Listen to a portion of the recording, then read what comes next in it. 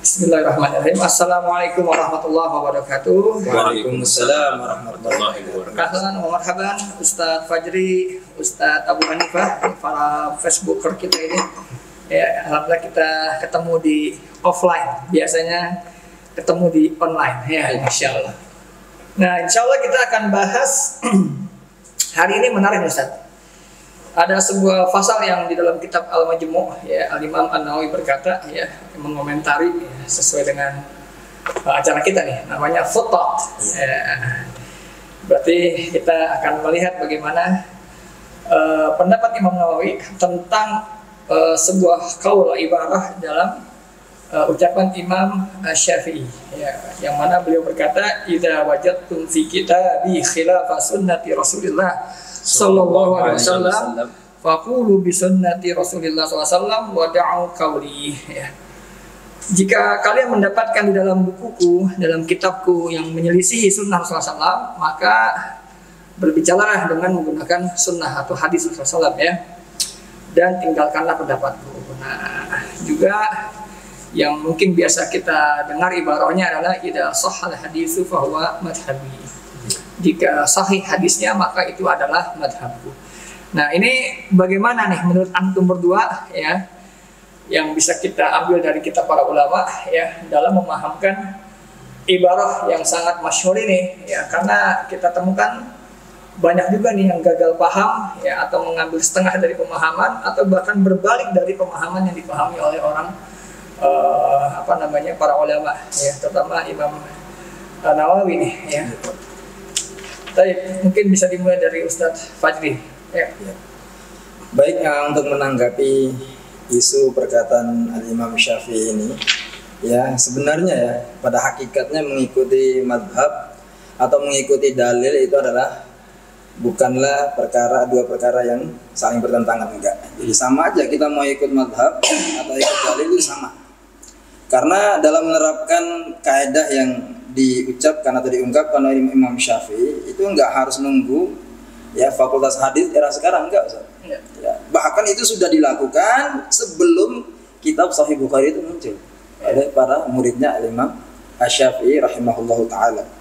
Sehingga ya, saya sangat tertarik dengan apa yang dikatakan oleh Al-Imam An-Nawawi rahimahullahu taala dalam kitabnya Al-Majmu' ya. Di sana beliau menerangkan akan maksud dari perkataan Al-Imam Asy-Syafi'i.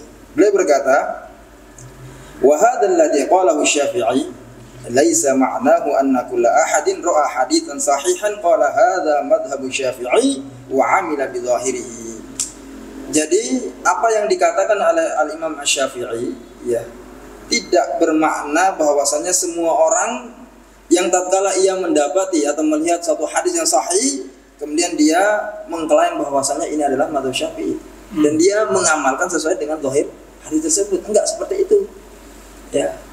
Tetapi Imam Nawawi mengatakan wa inna ma hadza fi man lahu rutbatul ijtihad fil madhhab.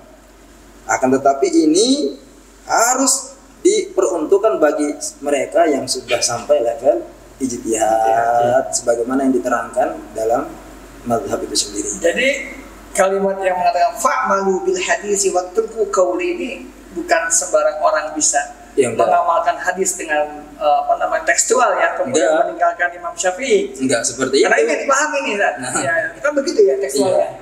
Artinya udah amalin aja pakai hadis sahih, udah pendapat Imam Syafi'i tinggalin, oleh Imam Syafi'i yang bilang kok tinggalin aja pendapatku ya. Sementara itu berlaku kalau gitu ya, kalau tadi yang disampaikan rutbah itu. Nah, memang kadang kita nih di lapangan nih malu bilang jadi orang awam ya. Pengennya jadi orang alim semua ya. Ngaku sebagai awam ini kayaknya susah ya. Gimana Tabu Hanifah? Coba tanggap ini. Baik.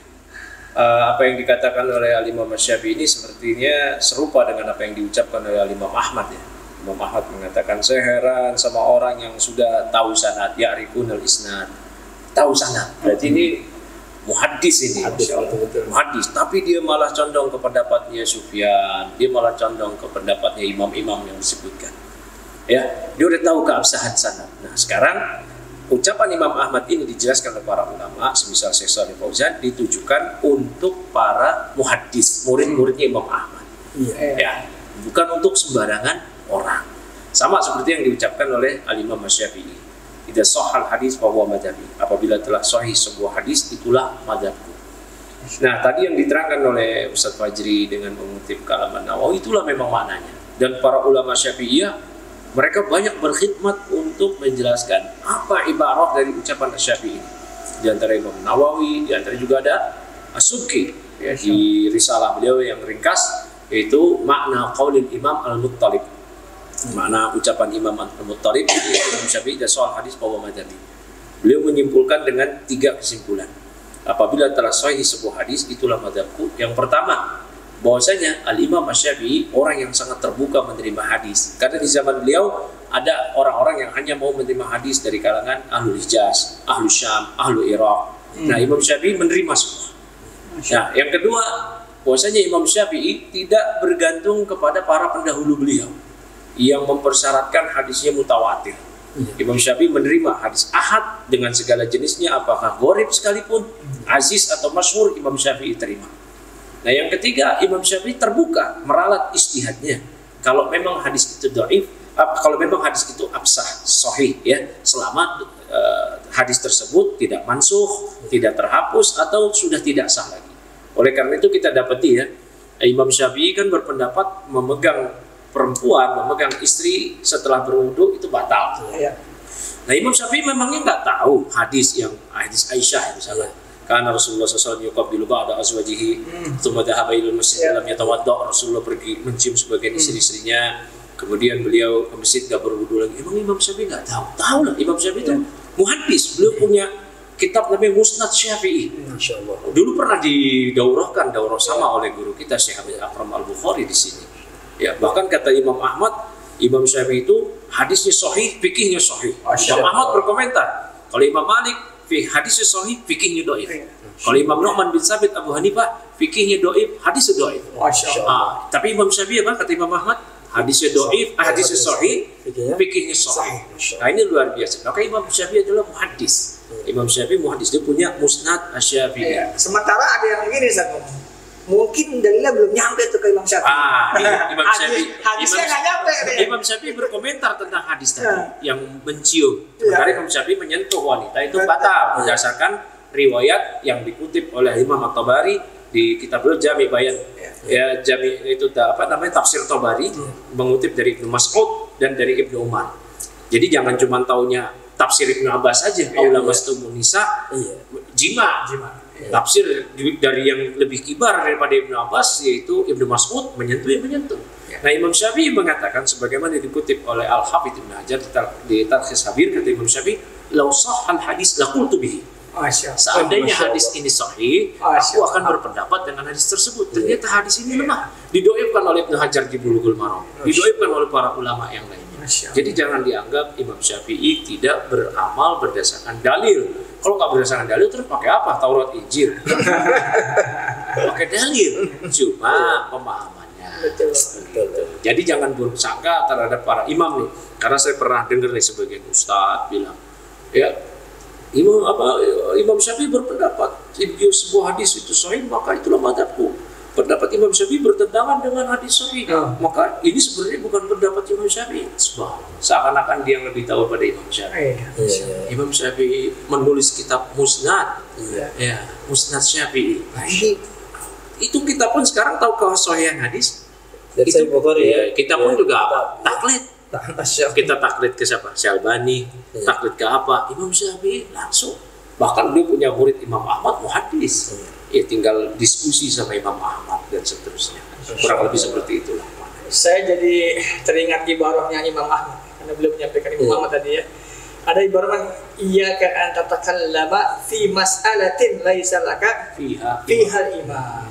Ya, Masya Allah. Jadi bahkan Imam Ahmad sendiri memberikan tanbih, ya, waspada. Jangan engkau berbicara pada sebuah masalah yang mana tidak ada imam di dalamnya. Ya, artinya ini karena kebalik, yang kebalik mana dalilnya dulu nih. Ya, padahal dalil itu harusnya sesuai dengan pemahaman salaf. Diiringi dengan pemahaman imam tadi, kan gitu. Para imam itu imam salaf. Betul. Bukan dibentrokin, ya. Bukan dibentrokin. Bahkan sampai ya bicaranya wah mungkin nggak tahu nih imam hadis yang ini Masya Semua Allah. ini suudon ini. Suudon lama sebenarnya. Ini suudon ini. Berat ini ya. Iya, Berat. berat ini. Berat ya. Iya, kumadon fa inna dzanna akzabul hadis. Apalagi suudon terhadap para ulama. Iya. Tambahan mungkin Ustaz Fajri? Ya mungkin setelah yang dijelaskan oleh Ustaz Abu Hanifah tadi, kemudian kita jelaskan apa yang disampaikan oleh Imam Nawawi. Ya, beliau nggak berhenti sampai kepada dia sudah sampai kepada level ijtihad, kemudian dia boleh mengamalkan, enggak. Karena setiap mazhab itu mempunyai kerangka dalil yang berbeda-beda, Ustaz. Iya. Ya, kerangka dalil berbeda-beda, sehingga di sini kata Imam Nawawi rahimahullah, dia lanjutkan bahwasanya wa syartuhu, yang mujtahid tadi ini udah sampai mujtahid, masih ada syaratnya. Mereka sudah sampai level ijtihadnya, masih ada syaratnya. Wa syartuhu ya an yagliba ala dhannihi anna Syafi'i rahimahullahu taala lam yaqif ala hadzal hadits aw lam ya'lam sihhatahu. Masyaallah. Jadi Tadi nyambung ya. nyambung ini. Ini yang sudah sampai level ijtihad, syaratnya itu harus dia betul-betul dugaan yang kuat bahwasannya Imam Syafi'i itu sama sekali belum mengomentari hadis ini, atau memang nggak tahu sama sekali kesahihan hadis ini. Padahal tadi yang masalah wudu tadi yang menyentuh istri ya Iya. kan? Ya itu kan Imam Syafi'i paham hadis yang tadi ya kan, cuma punya Syafi'i paham. dan kemudian Imam Nawawi mengatakan untuk mengetahui itu semuanya, ya untuk mengetahui bahwasannya Imam Syafi'i belum mengomentari atau belum mengetahui hadis ini, dia harus baca kata Imam Nawawi mengatakan wa hadza innama yakunu ba'da mutala'ati kutub Syafi'i.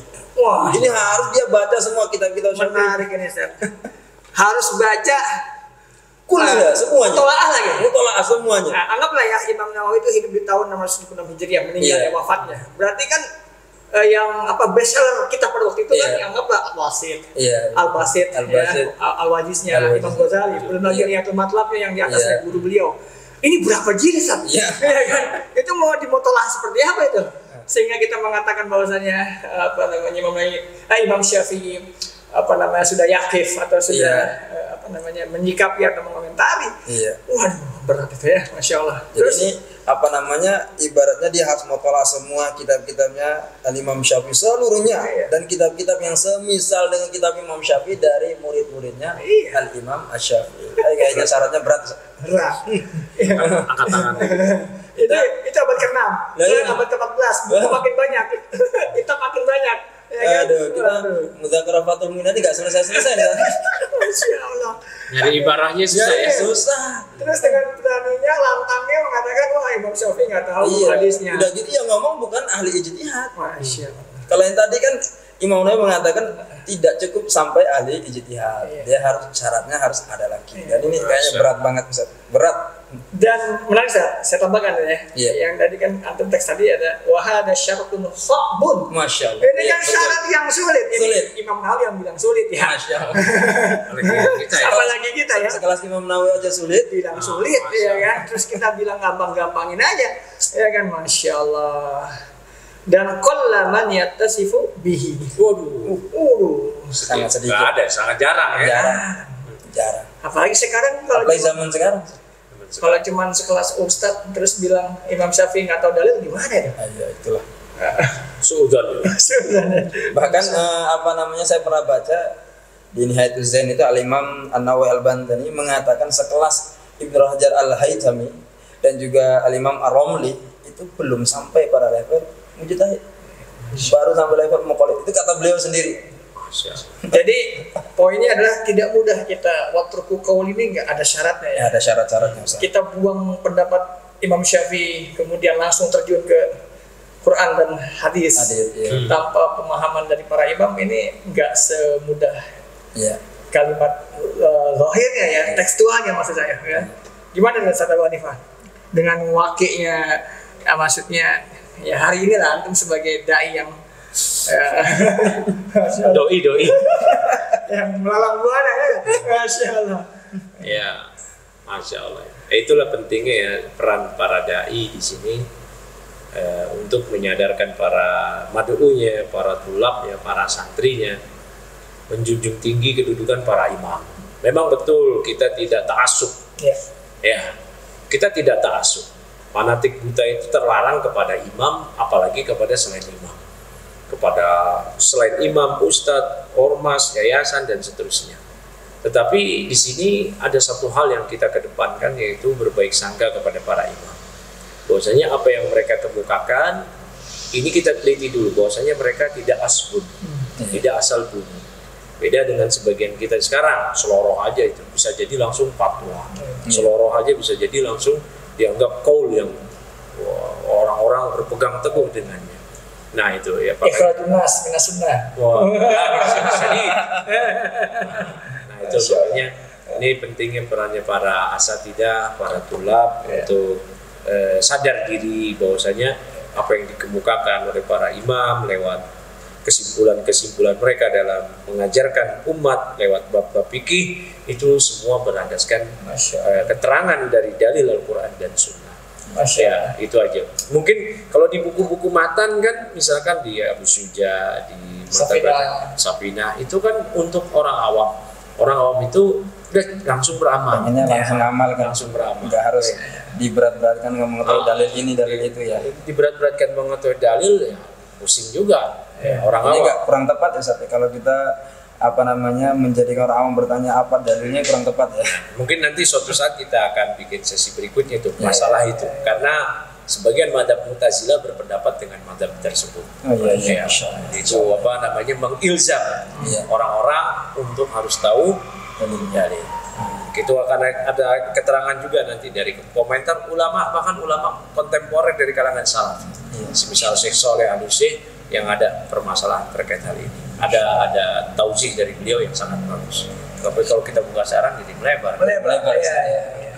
Masya Allah, ini kita dapat faedah banyak banget ini ya hari ini ya, mudah-mudahan mencerahkan ya bagaimana kita memahami tadi ibarah atau ungkapan dari Imam Asy-Syafi'i tentang idza shahha hadits fa huwa madhhabi, itu dipahami tidak bisa dengan hanya zahir kalamnya atau tekstualnya ucapan Imam Syafi'i ya. Bahkan saya tambahkan sebagai penutup ya dari ucapan Syekh Abu Amr ya, atau Ibnu Salah dikenal, yaitu beliau mengatakan rahimahullah, laisal amalu bi dhahiri ma qala Asy-Syafi'i bil hayni.